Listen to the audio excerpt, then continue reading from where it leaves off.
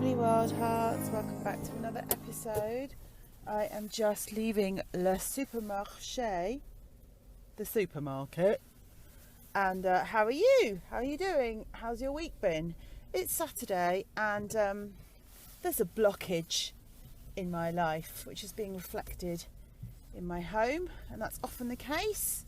The outer world reflects the inner world, does it not? So my washing machine is leaking and I think it's blocked, and I went out for a drink with my good friend last night, and I was talking to her about how my business is really changing and how that's scary. You know, like the smiley stuff has really gone now, and there's a space where it was, and there's also a sadness around that, a sadness that it wasn't what I wanted it to be. And I've done a lot of crying, and a lot of fear has come up, a lot of anger and frustration, and all this is just really normal when you're going through change. There's been a lot of resentment for my business actually, and I always think half the problem with blocked feelings is that we don't feel like we have a right to have them. They can be coated in layers of shame. We make judgments about them. So it's like, oh, you can't say you resent your business, Lisa, because what will all the people who you write newsletters to every month, or what will all the people listening to you think? But actually I can, because that's genuinely how I feel. And resentment anyway is a sign that you're overgiving and that you need to set boundaries. So it's a massive warning sign for me. But if I don't honour the feeling of resentment and say I am resentful, and allow that feeling to come up and see what it brings out in me, then I'm just pushing it down. It says suppress, and then it comes out sideways. And often, you know, I see resentment as like a thread of the angry set of emotions. It comes from anger. And what I realised was that actually I do feel anger, and I do feel healthy anger. But the problem is that I wasn't allowed to feel healthy anger when I was growing up. I learnt that anger was shameful, not nice. I think it's part of our good girl programming, you know, nice girls don't get mad. And what I noticed happening for me was that anger would come into my body, and I would feel it, and I would feel it, and I would feel it. And I couldn't stay with it long enough for it to pass through, because it would be coated in shame. And then the shame would like push the anger away, and I'd go into kind of like a stuck response. But then I would go back to the thing that I was meant to be setting boundaries with, which is how I've ended up where I am with my business. You know, like giving away all this free stuff, feeling like no one's seeing me, hearing me, talking to me, saying thank you. I suppose you could say I was giving it with an expectation, but I think my expectation was, I'm going to give all this away and people are going to get it, and they're going to realise that they need to journal for their mental health, that they need to take care of their well-being, and then they'll start doing the work. But you know, it doesn't work like that, because we all start doing the work when it's our time to do the work. So that wasn't a realistic expectation. But at the same time, you know, we live in a world where I expect people to say thank you. I expect people to have manners and be polite and reciprocate. And I don't think that's in fact, if I make that an unrealistic or an unreasonable expectation, then my life is going to be filled with ungrateful takers, isn't it? Right? I don't want that. I don't want people like that in my life. So no. But so what I've been learning to do, and what I've been processing, is allowing the anger to come in and not judging it and shaming it, and just allowing it to be, and allowing myself to stay in that space long enough to set the boundary. And then if I feel myself wanting to go back and give more, because that's what I do, I'm just an endless stream of giving. But in a way, that was my role as a kid. Like, because it was the wrong way round, it was fuck side up, and that I was the parent, and I was playing a role and existing in a way that served my parents and protected them from their own pain. I'm used to just being in that role of just giving all the time. No wonder I get resentful. No wonder I get heartbroken. No wonder I don't feel seen, because if I stay in that role, I'm not going to be seen, because that's not who I am. It is not who I am, and I don't want to be that girl. I don't want to be that girl. I don't want to be the person that gives everything away for free, because I'm not a charity, and there are charities out there for that. I should value my work and charge for it. That's the girl who I am. I know what I do brings value into people's lives. On Wednesday night, we ran the first journaling session of the winter retreat, and it was brilliant. But everyone was saying, haven't been able to get back into the journaling since we did the 30-day challenge.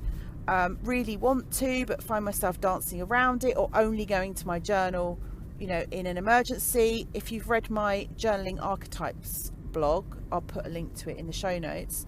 That's SOS Susie, I think she's called. You're just attending to yourself when things become urgent. But if you tended to yourself every day, a little bit every day, then things wouldn't reach that point. That's the disconnect from self, where you're not tuned into yourself every day. Not criticizing anyone, not making anyone wrong. How do I know all this? Because that's me. I just leave myself at the bottom of the pile, and I don't put myself first. And so I was thinking, oh my God, these workshops are priceless, or these drop-in sessions are priceless, because the cost of not coming to the journaling session means that you neglect yourself, you put yourself last, you don't listen to yourself, you're not having a relationship with yourself, and that will ripple out and impact your whole life. So if you haven't checked out my journal drop-in sessions, they're on a Wednesday and a Tuesday at 8 p.m. UK time, for those people that are listening across the pond and in other parts of the world. And they're on Zoom.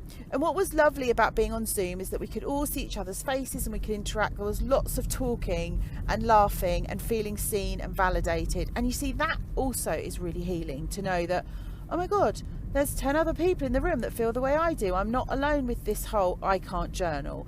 And there's the judgment thing. Don't make yourself wrong for not journaling. Don't make yourself wrong for the days when you can't bring yourself to your journal. But just get curious. I did a ramble in the summer. I think it was called One Line or something like that. I'll have to dig it out. Go back and look at my rambles. But I was saying, if you find it hard, just write one line. And even if that line is, I'm not journaling and I'm okay with that, or I don't know what to write, write, and just keep writing the word write until something else comes onto the page. I also heard the people in the journaling session say how much they loved. We did like a little connecting into self before we started to journal, and how good that felt. But we recognised that it felt good because we were in a space where we were being held. So I'm holding space for you so that you can connect to yourself and your emotional self without feeling overwhelmed or scared or shamed or wrong or judged or bad. So I think those little drop-in sessions are going to be absolute gold for people. And I've put them in my diary up until the end of February. And then after that, we'll swap that over. If that works, we'll swap that over to being a regular thing, and we'll go back to calling it Journaling Your Jammies, because Journaling Your Jammies, the last free class is at the end of the month, at the end of November. That will be our last free class. No more free classes. There's tons of free stuff on my website if you're not in a position to pay for one-to-one coaching, or one of my coaching packages, or one of my courses or journals. There's this podcast is free. There's a blog post that's free. And there's a new training out called How to Get Your Sparkle Back, which is a 4-part video series sent on email that comes with a workbook. That is also free. And therefore, I feel like I've ticked that off my list. And, everything else is an exchange. Because, we don't go into Waitrose and go, oh, it's people that are bartering with me or looking for bargains. People don't go into Waitrose and go, oh, I need a pint of milk. Oh, I don't want to pay more than £1 for a pint of milk. Excuse me, Mr. Waitrose, can I just give you 20p for this? Because that's all I've got. And I'm not saying, I understand that people are not flush at the moment, but I'm also saying don't buy into the fear that there's a financial crisis. You just watch your pennies and be in your world, and don't get dragged into the fear of that, because then that will make everyone shut down and stop spending money, and that stops the energetic flow of money, and we don't want that to happen, do we? And I always think the biggest thing that you can spend your money on, the biggest investment you can make, is in yourself. You are worth committing to and showing up for and getting to know and you know, spending time with and loving and understanding, and you're worth all of that. And you're so much more resilient and you're so much more courageous and strong than you give yourself credit for. You really are, because you're here and you're, you know, you're walking this healing path, which isn't always easy. I'm just going to park my car up, so I might not be, I don't want to prang my car, so hang on a minute while I just park my car. Oh, back at my flat, which has got scaffolding all around it, and builders here who are mending the roof today, because the scaffolders have got the hump with us because we won't let them park in our car park. We're making them park out on the double yellows, but actually they've been allocated a car park in a road just opposite where I live. There's a car park, and they don't want to park there, so they have to park out on the double yellows. And we think, in retaliation to us holding our ground, because the car park is ours, we're free to use that as residents here and as flat owners, they've started to mess about with the tiles on top of the roof, and people are having water leaking through the light fittings on the top floor of our flat, and it's absolutely unacceptable. And these property developers are bullies, and they're assholes. They've just got no morals, no scruples, no respect, and I'm very angry with them. And I'm going to stay with my anger, because that enables me to set boundaries and stand up for myself. Yes, that's how we do it. So yeah, so I'm home now, and I'm going to go and unpack my shopping. I'm going to go and try and unblock my washing machine. I've bought some magical gumph from the supermarket to run through it on a hot wash, and hopefully that will unblock it. And then I'm going to write a bit more of my book. And I'm wishing you a lovely weekend. Please come along to one of the drop-in sessions and say hi. It'd be really lovely to meet you. I would really like that. And until next time, stay wild, choose love, so much love to you. Bye for now.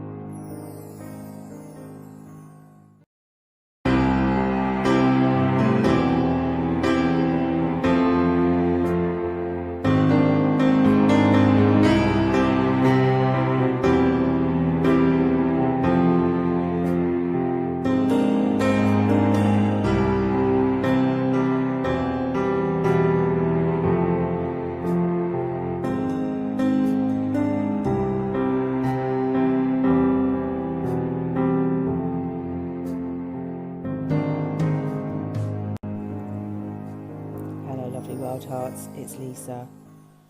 I'm just popping back in to tell you that I fixed my washing machine. Yay! It's Sunday morning, and this is a follow-up to the previous podcast episode on blocked feelings, the part 1. Yeah, I was well impressed with myself. I baked some banana bread to celebrate. I was so chuffed to bits. I just ran that service it, it's called, through my washing machine on a really hot wash. So my washing machine's got an automatic pump cleaner, so you don't have to do anything with the pump, but you can run it through a special program. And I put this powder in the drum, and it didn't leak, and I managed to do 2 loads of washing afterwards. I was like, oh, hashtag winning at life. But what I want to share with you, following on from the first part of this, where I said your outer world reflects your inner world, there was a blockage. And always when it's about water, it's about your feelings. And I had some blocked grief. And the grief follows on from the resentment. The grief was around my inner child not being allowed to be herself. She had every right to feel resentful about that. And you know what? The minute I acknowledged that resentment, so I owned it. So whatever feeling it is that you're blocked with, grief, anger. I'm just thinking of the big ones that normally stop people in their tracks. Resentment, jealousy, envy, any of the ones that you label as bad or uncomfortable. The minute you acknowledge that feeling, you set it free and then it's released. But the more you avoid it, ignore it, dismiss it, deny it, minimize it, the more it stays in your body, and then it leaks out of you in other ways. Notice how my washing machine was leaking, right? So isn't that amazing?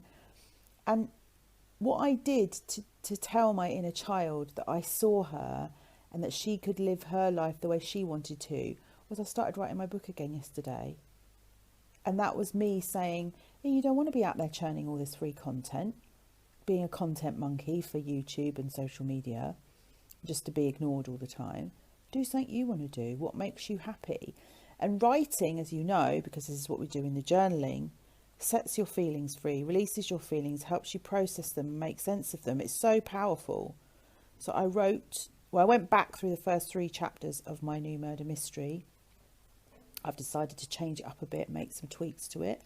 It felt too complicated. It had too many characters.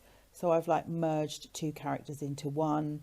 And yeah, I've had to just go back and do some tweaking. But I did that yesterday and I felt really good. And then I had a nice relaxing evening, cooked myself a nice dinner, watched some YouTube videos.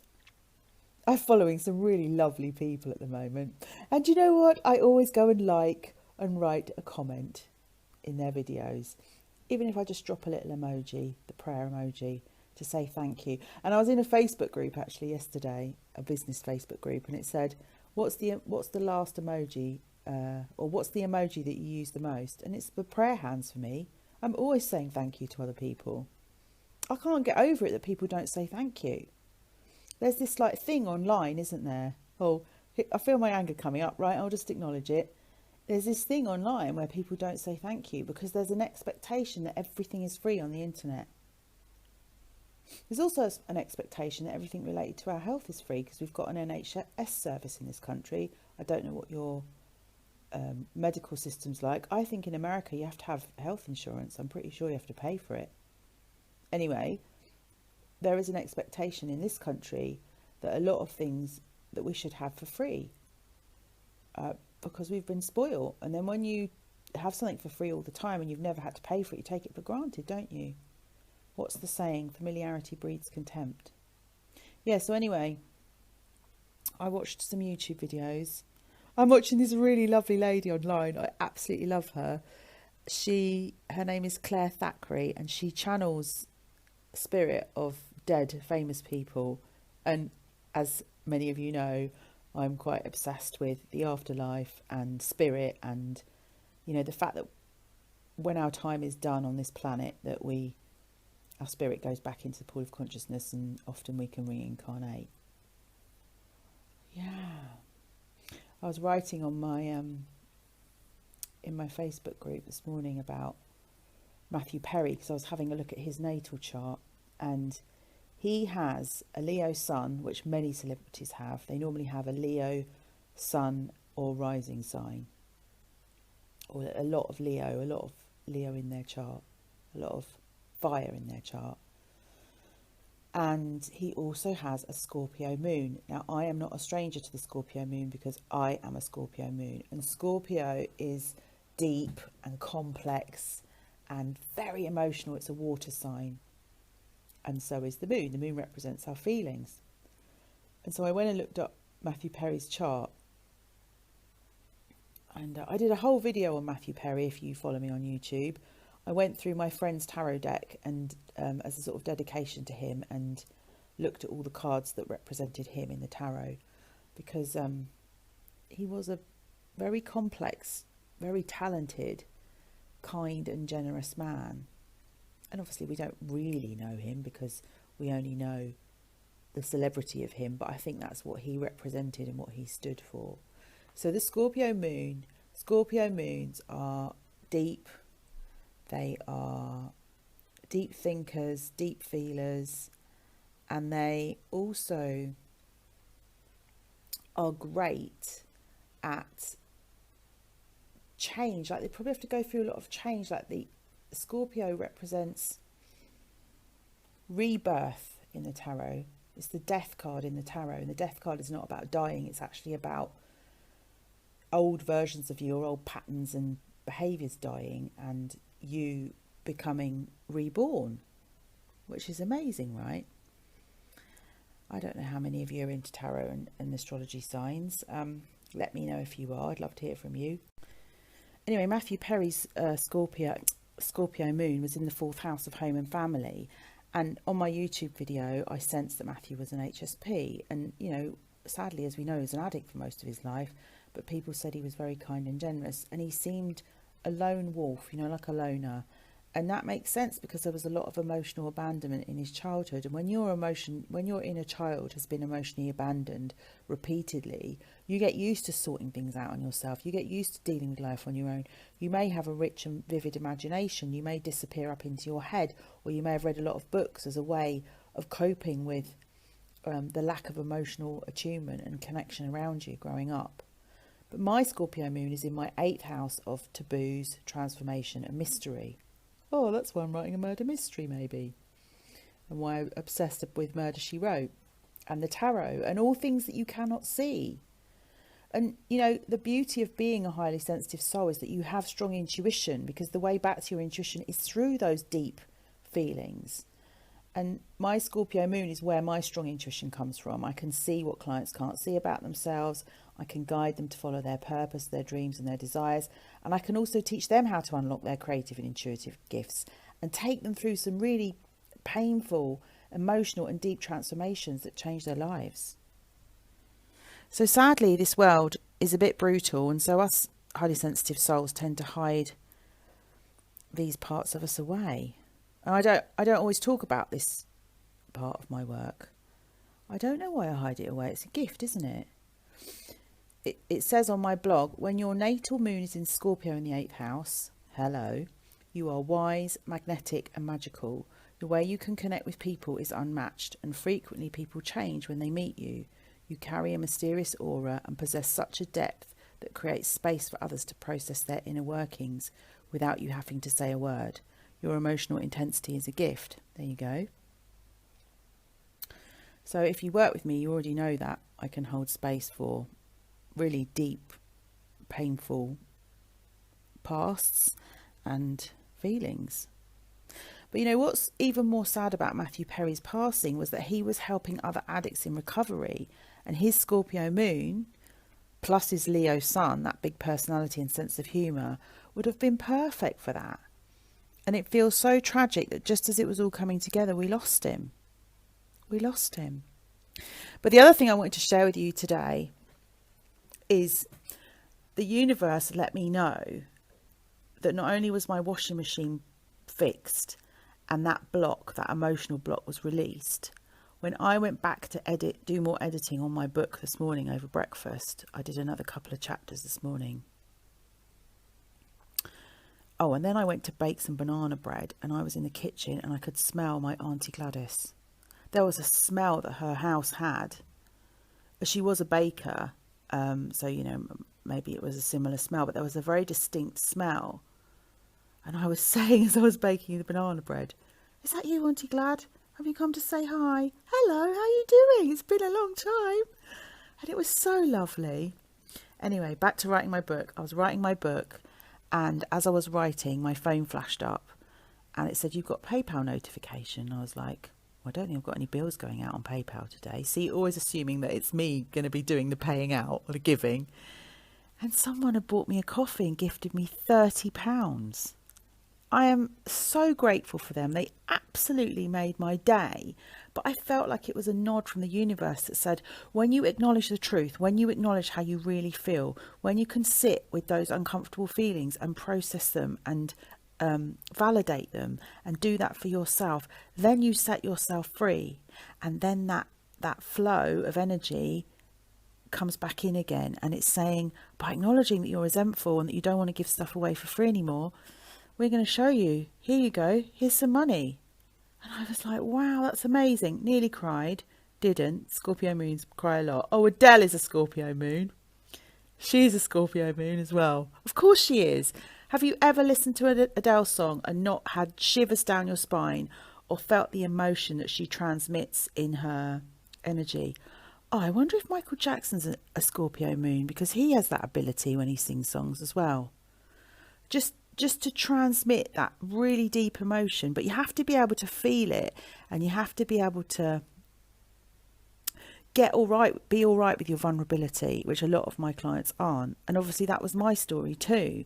But through doing this work and through working with the children and meeting my inner child, I have managed to get that emotional connection back with myself. And the other way to do that is through the journaling. Through the journaling, you access your mind. So you tell the truth to yourself by writing in your journal. You acknowledge exactly how you're feeling. That puts you in touch with your emotions, and that sets them free. That's how it works. Please come along to my journal drop-in sessions. I absolutely think you'll feel the benefit of them. Wildheart Emma, who came along to the first one last week, wrote me a lovely testimonial. She said she always loved jammies and didn't think it was possible to top that. And then she came to the drop-in session and said it took her journaling to another level. It really does. And there's space on that Zoom call if people want to. Another Wildheart asked me, do I have to have my face on camera? Can I just have audio? And I said, absolutely, whatever's comfortable for you. But we want to hear your voice. A lot of my people who follow me have had their voices taken away in childhood, either by being manipulated or emotionally abused or physically abused or sexually abused. And this is how you get your voice back. This is how you become the author of your own life. You take your power back and you start writing. Come along and join us at the journal drop-in sessions. You're going to absolutely love them. I'm going to go and do some more writing now. Might put another load of washing on. Look at me getting all excited because I've got a washing machine. I don't have to traipse down the laundrette or drive over to my sister's and use her washing machine. And yes, thank you to the universe for that little lesson in unblocking your stuck feelings. Oh, and another thing that I've got that will really help you with your feelings is if you're scared of your feelings and you're scared of feeling them, or you don't have the tools to self-soothe as you're going through the turmoil, because some of them can be a bit bumpy. I know it's a bit like being on the waltzer at the fun fair. They can spin you right round. I have an emotional first aid kit. I will drop that for you in a link for that in the show notes. It's fabulous. It's got loads of practical tools to help you self-soothe, but it also tells the story of me coming out of survival mode and how I dealt with my complex post-traumatic stress disorder and what to expect when you get big trauma releases and how it can feel like it's taking over your body. And I just get into my story a bit more and give you that validation and assurance that actually you're not doing it wrong. You can't do it wrong. They're your feelings. They belong to you. And you've kind of just got to ride the waves. How many analogies can I get in 2 sentences? Ride the waves, spin you around like a record. Who sung that song? You spin me right round. Pete Burns, wasn't it? Like a record, baby. Right, I'm off. Lovely to chat to you all. I will see you all soon. Until next time, stay wild, choose love. So much love to you. Bye for now.